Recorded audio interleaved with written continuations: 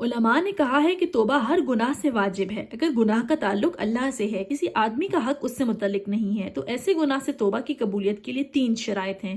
پہلی یہ کہ اس گناہ کو چھوڑ دے جس سے وہ توبہ کر رہا ہے۔ دوسری یہ کہ اپنے اس فعل یعنی گناہ پر نادم ہو۔ تیسری یہ کہ وہ پختہ ارادہ کرے کہ آئندہ کبھی یہ گناہ نہیں کرے گا۔ اگر 3 شرطوں میں سے ایک بھی شرط مفقود ہوگی، مطلب نہیں ہوگی، مائنس ہوگی، تو توبہ صحیح نہیں ہوگی۔ اور اگر اس گناہ کا تعلق کسی آدمی سے ہے تو اس کے لیے 4 شرطیں ہیں۔ 3 یہی مذکورہ جو اوپر بیان ہوئی ہیں، اور چوتھی یہ کہ وہ صاحب حق کا حق ادا کر دے۔ اگر کسی کا مال یا اسی قسم کی کوئی چیز ناجائز طریقے سے لی ہو تو اسے واپس کرے، کسی پر تہمت وغیرہ لگائی ہے تو اس کی حد اپنے نفس پر لگوائے یا اس سے معافی طلب کر کے اس کو راضی کرے۔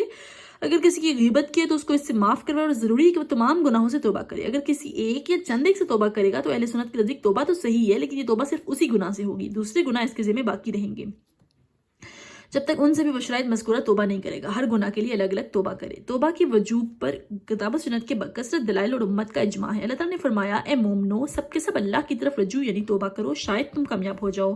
اور فرمایا، اپنے رب سے استغفار کرو اور اس کی طرف رجوع کرو۔ نیز فرمایا، اے ایمان والو، اللہ کی طرف خالص توبہ کرو۔ فوائد کیا ہیں کہ توبہ کے لغوی معنی رجوع کرنے کے ہیں، اور شرعی معنی ہیں گناہ اور نافرمانی کی وجہ سے انسان جو اللہ سے دور ہو جاتا ہے تو گناہ سے باز آ کر اللہ کی بارگاہ کی طرف رجوع کرنا، تاکہ وہ اسے معاف فرما کر اپنے دامن رحمت میں ڈھانپ لے۔ 2 طرح کے معنی ہے توبہ کے، لغوی معنی رجوع کرنے کے ہیں، اور شرعی معنی یہ ہے کہ گناہ اور نافرمانی ہے وہ جس کی وجہ سے انسان اللہ سے دور ہو جاتا ہے، اس میں اللہ تعالیٰ کی طرف رجوع کرنا، اور تاکہ وہ اسے گناہ سے معاف کروا کے توبہ کر کے اس کو واپس اللہ تعالیٰ اپنی رحمت میں ڈھانپ لے۔